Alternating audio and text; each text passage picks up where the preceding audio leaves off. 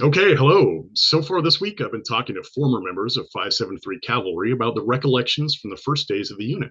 My guest today is a little different. I'd like to welcome Gavin Artis. Gavin served with 573 Cav from 2019 to 2024. He represents the latest and final generation of Recon cavalrymen in 3rd Brigade 82nd Airborne as 573 closes out its 19-year history in July. I'm really looking forward to this chat. Just so you know, I served with 573 way back before it was even a unit, back when it was 3505 Infantry and Alpha 117 Cavalry combined to create the first airborne RSTA in the 82nd Airborne. Mhm. Gavin, you and I represent bookends on the history of the unit, which is going to make for an Yeah, interesting conversation. yeah, I'm looking forward to it. Again, we didn't have a chance to talk before this, so we're just gonna make like paratroopers and jump right in. And let's start off by talking a little bit about yourself, why you chose to join the military, how you ended up in the 82nd Airborne. Sorry, let's start off. What was your military occupational specialty and rank? I started, or when I showed up to Charlie Troop, I was a E5 infantryman. I was in Charlie Troop, and then I left there as a KD complete. So, Okay, great. uh, My neighbor has decided he needs to fix his diesel engine right now, yeah, so hopefully it doesn't wash everything out. Did you serve somewhere before you came over to Charlie Troop? yeah, yes, sir. So I joined the military in August of 2016. Shipped off to basic when I got done with there. I had orders to the 3rd U.S. Infantry Regiment. I served in the casket platoon at the Old Guard from Hmm. 2016 to fall of 2019. Oh, that's interesting. That's a very tough duty. Yep. Yeah, it's the most honorable job I think anybody can do. Very proud to start my career off there, and then uh, I chose to go to 82nd Airborne Division, and I immediately got orders to a Charlie Troop. Personally, I didn't know what a Charlie Troop was, and I saw orders to a cavalry regiment, and I was like, I don't. I'm 11 Bravo. I don't know about that. But when I showed up, I Hmm. realized the Charlie Troop was all 11 Bravos, all infantrymen, and I grew up in, I take that as me growing up in the military. I've been in for just shy of 8 years. August will be 8 years for me. And Hmm. growing up in that organization has just been absolutely amazing. Absolutely loved it. Yeah, that's great to hear. I was like you when I joined. I was a 19th Delta Cavalryman, and I just Mm. got airborne school added on a whim when I went through MEPS. And Yep. so, anyway, when I graduated at Fort Knox, they said, okay, you're going to 82nd Airborne. And the whole way through airborne school, anytime someone would see my orders, they're like, what the hell is a 19th Delta? At the time, actually, we had 19 kilo tankers that were coming in. They were supposed to take over the XM8 gun system. And it Mhm. was, I don't know, the whole combined arms thing of the early 2000s got interesting, but it didn't work out. But it's interesting because that did lay Yeah. the foundation for how the unit was put together later. Also, I'm glad you Hmm. mentioned that about Charlie Troop. I was going to ask you when I was in 573's Charlie Troop had taken the majority of infantrymen from 3505. It was conceived Yep. kind of as a combination of infantry recon specialties, similar to the way divisions' long range surveillance detachments work. And the infantry there were using basics like performing assaults and other battle drills in combination with the scout elements. Charlie Troop was intended to be both like a raiding force, assault force, or reaction elements for maneuvering on the enemy when the other recon units of 573 would find and fix them. So that way you could develop the battle space ahead of the rest of the brigade. And so I'm taken from what you say that it didn't change, that mission stayed the same the whole way through. All the way through. It developed a little bit more just because how war is developing now Mm-hmm. with EW assets, drone assets, and stuff. So we were constantly having to, I guess, like fix and change all of our battle drills and like how we're gonna attack this objective if they have these assets. And it was it's very challenging. Mm-hmm. Just having to progress and change as the world is on a daily basis is challenging, but it's fun. Yeah, it was like that for us too when we are setting it up. It Yep. was the first airborne RISTA unit in the 82nd Airborne, so there was no book Yep. written. We were the test bed, and because of that, there was no doctrine. It was all what Yep. we came up with. But just the Hmm. nature of being a paratrooper unit, that flexibility is ingrained into everything you do. So maybe you don't necessarily have strict things. You have to deploy anywhere in Yep. the world, and that flexibility becomes really valuable. And that flexibility is based a lot in leadership. Um, Mhm. how did your leaders how did your leaders go about training with you, interacting with you as an individual, mentoring you to become a leader yourself? Oh, I had the best deck of hands when I got to that unit. My old Darby RI, Mm-hmm. he became my platoon sergeant. I had one soldier, or excuse me, one staff sergeant. He's coming from 173rd. He had years of experience. Just came off a Afghanistan rotation, and then we had another NCO. He was Team One TL, and he did some Mm-hmm. time over in LURS. So I had all the knowledge I could possibly think of at my fingertips. So yeah, probably the first couple months was a little rough for me. I'm the new guy. Mm-hmm. I'm one of the least experienced NCOs, but they developed me so well. And the PLs also did an amazing job too. They would bring in, because I took over Team Three and in first platoon, and they pulled all the TLs in, and they're like, "All right, what training do you guys want to do?" Mm-hmm. And we came up with our own training date and forced, like, I wouldn't say forced us, but helped develop us on the more administrative side of everything. So we're doing the whole con mission planning, resourcing, everything.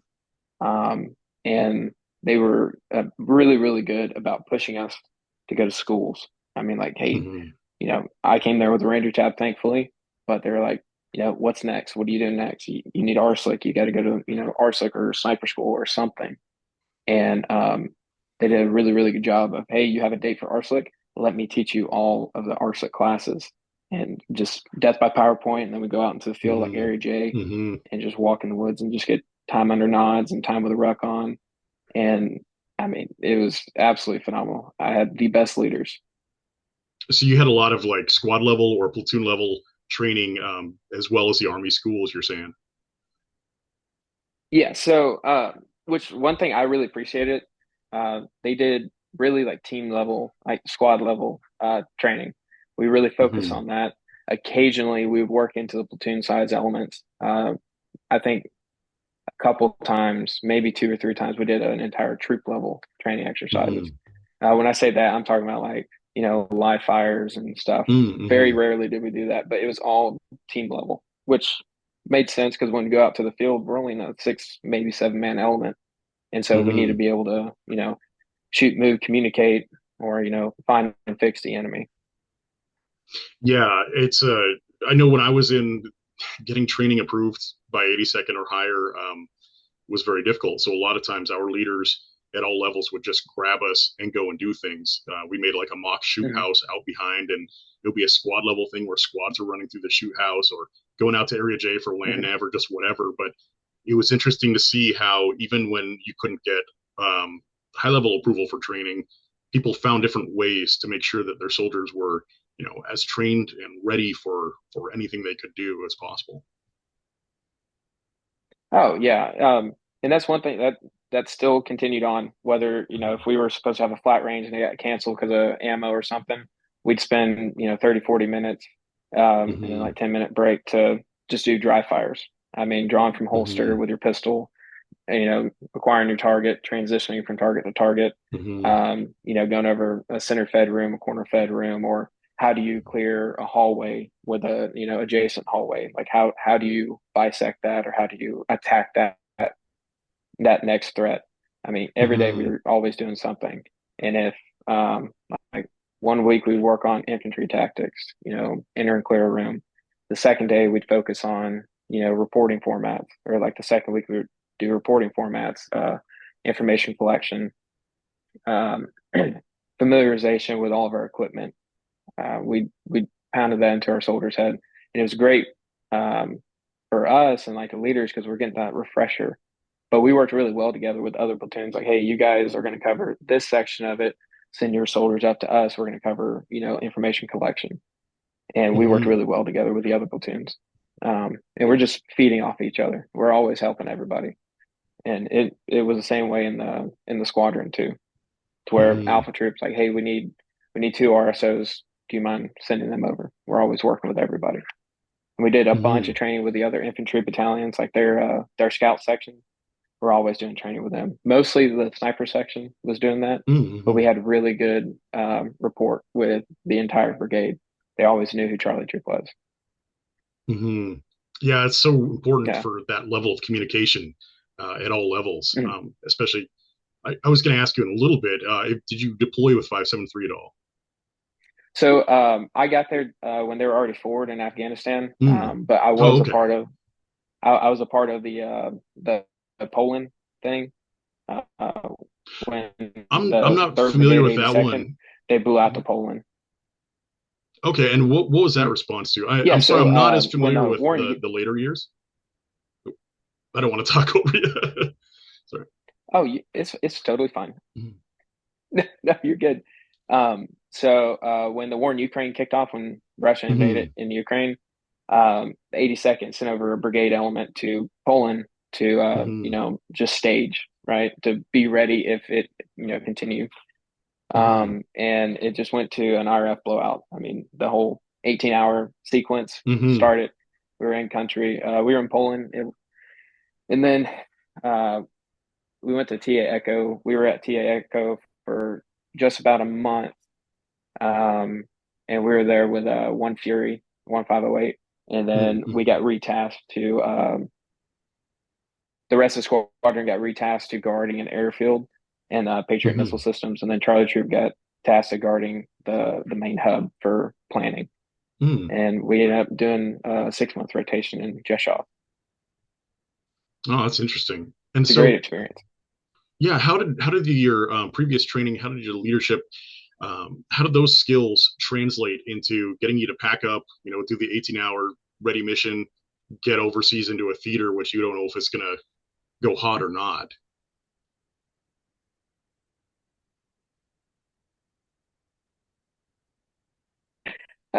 Having to be ready to grab your stuff and leave at a moment's notice. The leaders did a very good job of ensuring that, when we're in the IRF cycle, like we're on IRF one, that we may not be Hmm. on IRB one, but majority of our stuff, go ahead and have it packed and squared away, know where it's at. And the forcing the hands of the leaders to be like, all right, hey, this date we're doing this. We don't assume IRF one or IRB one until, like, let's say July 1st. And, Hmm. June 15th, we're already getting all of our stuff together. We're already prepping it. We're being proactive when we can. And just the leaders doing an awesome job about that. Make sure we're staying green on dental, med pros, everything, so we're ready Hmm. to deploy, fight, and win. Yeah, it's always been an interesting thing of the 82nd with that. We And were not 573 yet, but we ended up going to New Orleans as the rapid response down there in the same way. We'd been out in the field when the hurricane hit. They just pulled us out immediately. Sorry, I'm getting phone yep. calls and I don't know why. But yeah, it was just an interesting experience going through that kind of thing where you could be anywhere in the world that quickly. And you just have to trust that your training and the people around you Oh yeah. are going to carry you. Um, I know. Sorry, did I don't I know some of the 82nd went to Baghdad and Kuwait with the 2020 situation with General Soleimani. I don't was 573 deployed with that, or were you involved with that? So we did the whole preparation for it. I think we had Mm, just came off of so the HKIA, the Afghanistan withdrawal. We had just mm. came Oh off yeah. of IRF one. Yeah, and First Brigade had just assumed it, but because all of our stuff was still ready, we still did the whole process. Going to Hmm. um, RFI draw, making sure, like, checking plates, checking our packing list. Like, we did the whole thing Hmm. um, for probably about a week and a half, 2 weeks, and then finally we got the call saying, "Hey, First Brigade's going," since they are on Hmm. the IRF one or IRB one, Hmm. and so they assumed that duty. But we still did the whole entire shebang, the whole process of it, Hmm. and doing mission planning. We're having to because there's a bunch of different missions that were coming down. Like, hey, you guys might be doing this, or you guys are going to be doing this. Hmm. Hey, you're going to be doing air land, or you're going to land in this country, stay, be on backup or QRF, um, and just you have to be ready. And so we're teaching classes like, hey, if this COA actually happens, if an airfield seizure, none of us know how to do it. So we're having the guys who are coming from Ranger Mm-hmm. Regiment give a quick, down and dirty air procedure classes and stuff. Mm. And you said you were a team leader while Yeah, you were it in, was right? it was a lot of fun though. Oops, sorry, our Yep, as soon as I connection is got there in shaky. fall of 2019. Yeah. But yeah, as soon as I got there in fall of 2019, I took over a team over there. So I started out as Team 3 TL. And how we had it organized was Team 3 is like your uh, pretty much like a detail squad or like the least Hmm. experienced NCO. And then Team 2 and Team 1, those had the most experienced TLs, so the staff sergeants. Hmm. And you would just learn from them and get, mentored by those guys. And then I ended up taking over Team 1 TL, I want to say for 2.5, yeah, I want to say about 2.5 years, I was Team 1 TL over there. And what was that mentorship process like from your higher NCOs for you?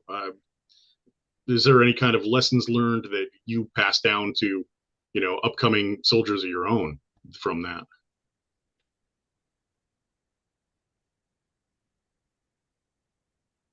Oh yeah. So all like for example, as a staff sergeant marshal, he was a Team 1 TL for a while, and he he would make me, teach him a class over Hmm. something. Like hey, here's, the RSTA handbook on the 150. All right. Hmm. And tomorrow I want you to teach me a class of all the field expedient antennas. And so he forced my hand to it, which I'm very, Hmm. very thankful. He held my feet to the coals and, would make me do that. And then once, me being another TL, once I briefed all the other TLs and then the platoon sergeant and PL, then I was cleared to teach my soldiers. And he would make sure he'd be sitting in on the classes and kind of, correct me if I kind of go off track or if I can't answer a question, correctly or something. He would jump in and help me out. So, Hmm. it was really, there's a lot of really good guidance of like not necessarily holding my hand through the process of it, but if I'd ask if I needed a question, they were there to answer it. And like, well, in this scenario, I would do this, but in this Hmm. scenario, I would do X, Y, Z. It's very personal work environment. It wasn't hostile or anything like that. Hmm. But everybody was working. Everybody was hungry to do Hmm. better, be their best version of themselves. Everybody was trying to, be the expert in their craft. So like Hmm. if we needed a class on field field expedient antennas or wave propagation or something, my RTO was the SME because I would bring them Hmm. off to the side. I would teach them, and anytime the commo, like our 25 uniform, anytime he had to do anything with the radios, every single team's RTO would go down there and help them with that. So they're familiar with every system we had, um, multiple different antenna styles, whether it's field expedient, deliberate, or anything like that. They were the SMEs of that. Yeah, that process of making a train the trainer, I always found it to be very valuable. I had leaders that would do that to me, and it not only made me learn the material better because you have to be able to answer questions for your, Yep. whoever you're teaching, but um, it also pushes you in a way too, and it makes you a better, teaching other Oh people yeah. cements it for yourself, but also cements a respect and transfer of knowledge with them as well. It's elevating you as a leader yourself while you're passing on skills to other people. I've always really appreciated that process. Hmm. Let's see. We've been talking Oh a yeah. lot And about it. leadership, and oh, sorry, I keep forgetting about the lag. I don't want to step on Oh no, you're good. you. No, you're good.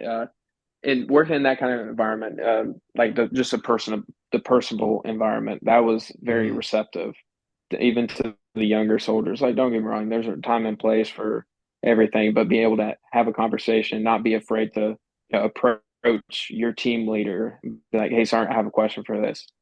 Roger that. What's up? How can I help you? And just being able to have that community and that camaraderie really built a connection from the top to the bottom, all the way through. Mhm. It was awesome. So I was going to say, as you obviously know, paratrooper unit, every soldier has the ability to take on leadership roles at every level within the unit. And you have to do that because there's no guarantee what kind of structure is going to remain once you get on the ground during a jump.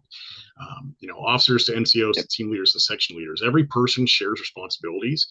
And what kind of roles did you take on, both formal? I mean, we know you were a team leader, but also like informal. Did you find yourself taking on informal roles just with your soldiers or with other NCOs?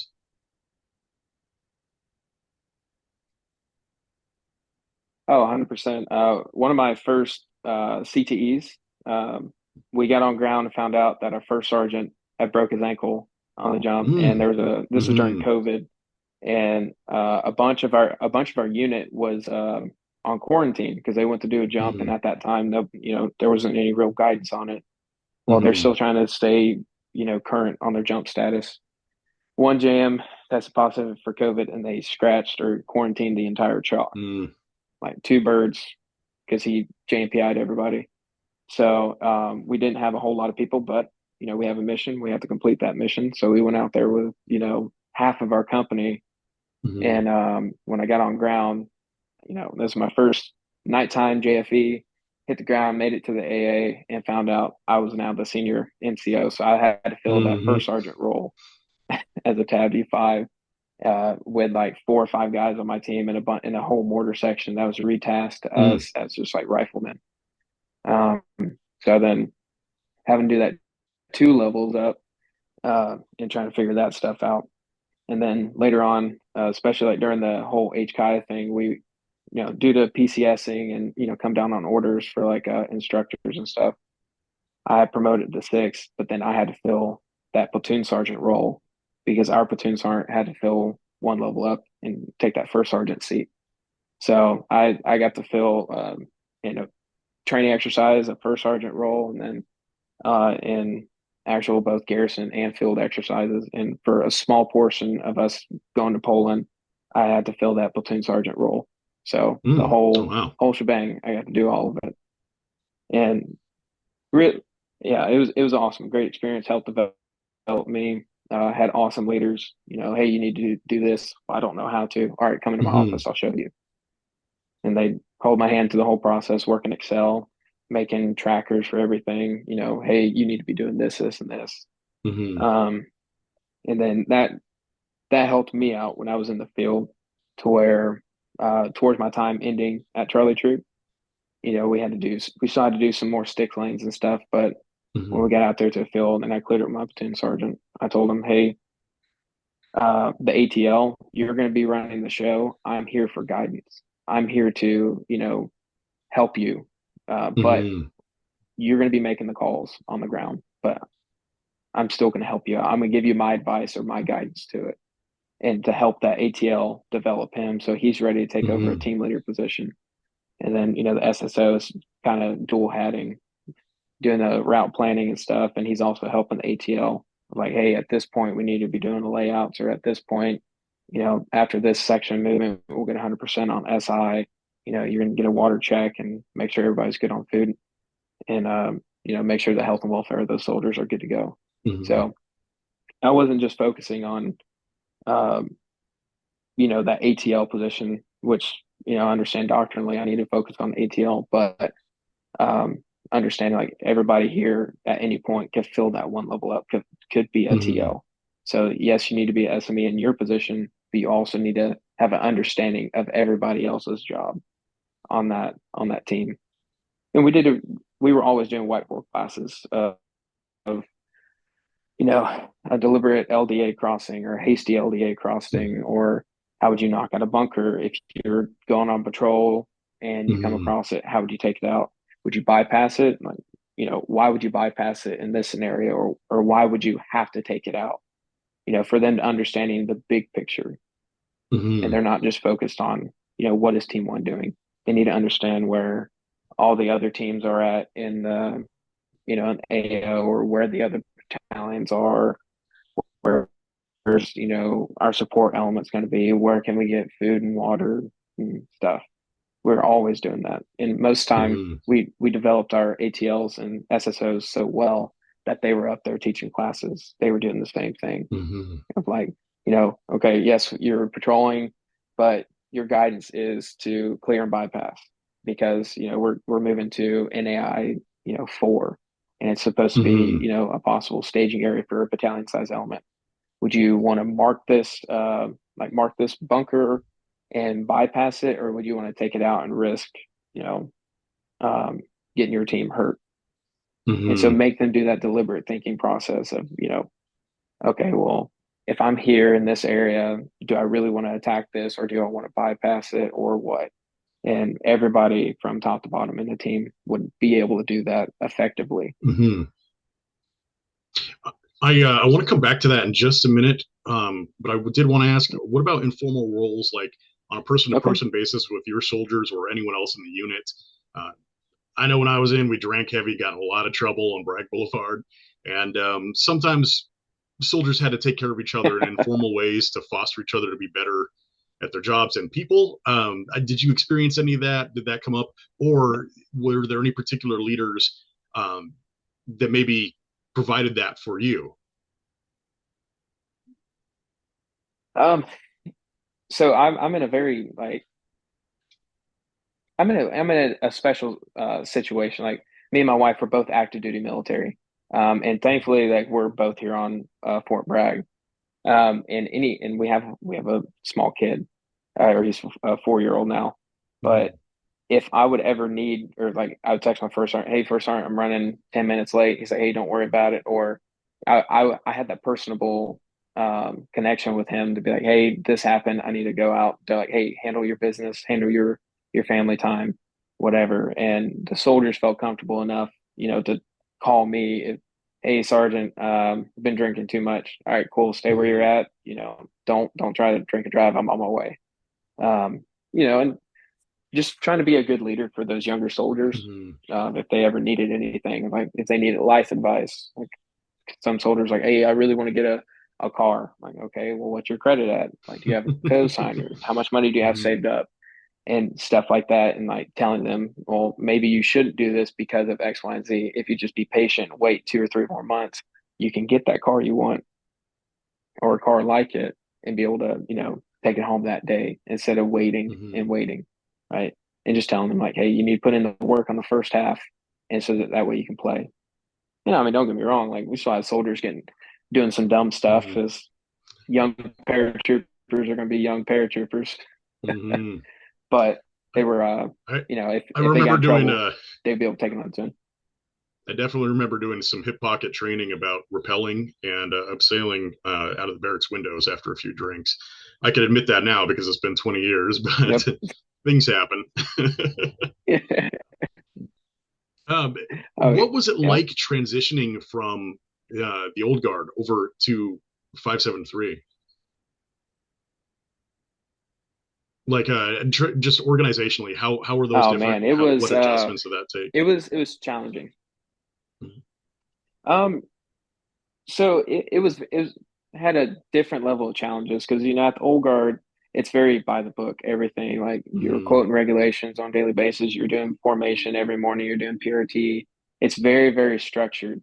Um, like almost to where it's a little bit too much, but because of the line like your job that you're doing, your line of work, like your Mm-hmm. uniform is supposed to be very very pristine, perfect, Mm-hmm.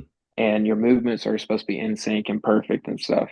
And then coming to the 82nd, it's like now you have, like, yes, your infantry job, your main MOS, but now you need to know 50 million other things. Those Mm-hmm. at first, probably for the first like 2 or 3 months, it was like taking knowledge. Like I was drinking water from a fire truck. It was a lot. Mm-hmm. It was tough. But once I learned it, then I'm able to, okay, well, now I have to learn something else, like the whole airborne proficiency and being able to Mm-hmm. jump, fight, and win everywhere. Like I don't only need to know how to emplace a machine gun. I also need how to Mm-hmm. know how to emplace a machine gun, conduct a squad attack, or bounding overwatch.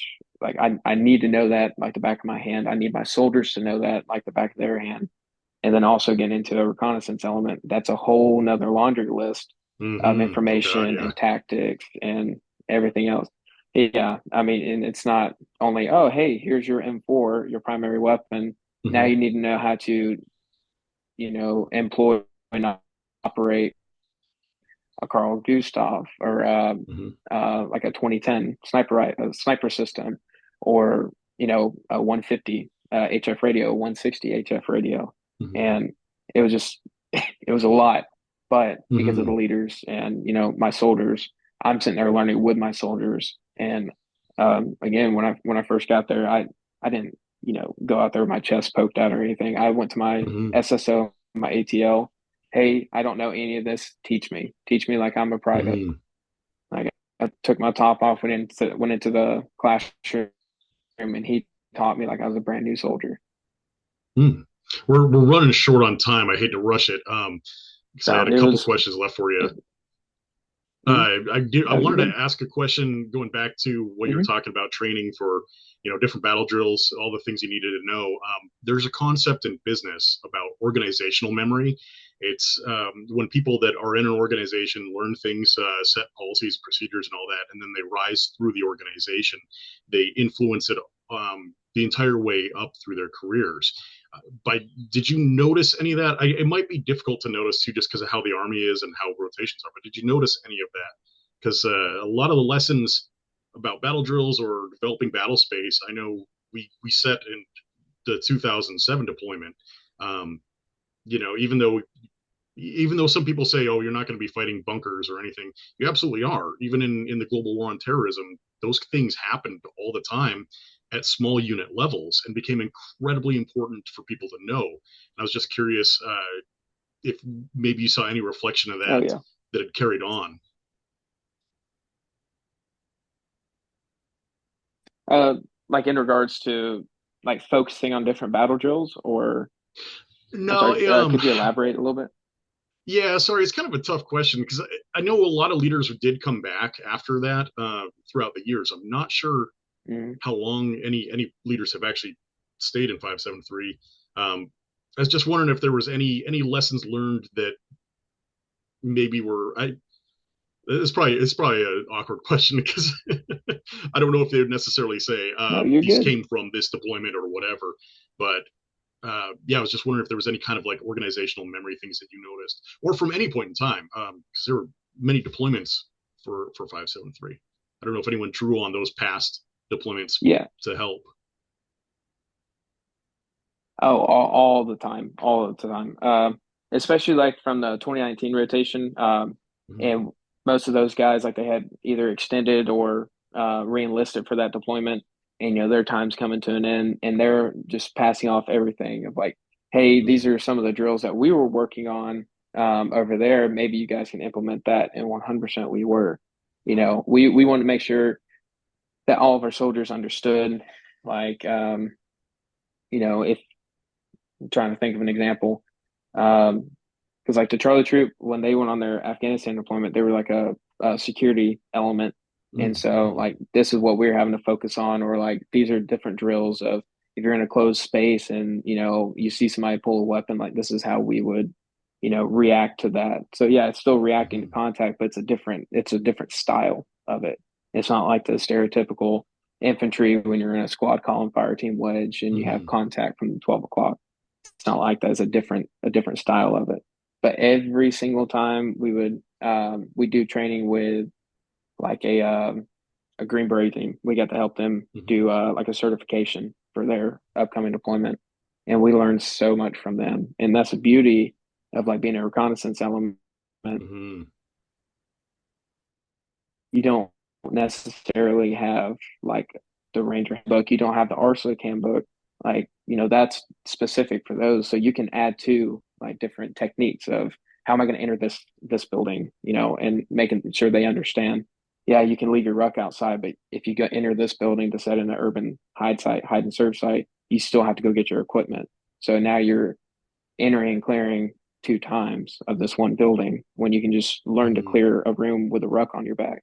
Yeah, it's Mm-hmm. crappy, but to understand like the whole process of it, and those are things learned from from past training exercises and training elements. Mm-hmm. Great. We have about 1 minute left. So I just wanted to ask real Yep. quick, what's next for you? Where are you headed to? I'm waiting to start the qualification course. I went to SFAS Mm-hmm. last October, and I got selected to be a 18 Echo. So Awesome. I'm Good for you. waiting to Yeah. start my Best of pipeline. luck to you, man. 573 I produced. I appreciate it. don't know how many operators we produced, but it was a lot. I don't know, probably at least 20% Oh of the guys that I was in with ended up in groups. Yeah.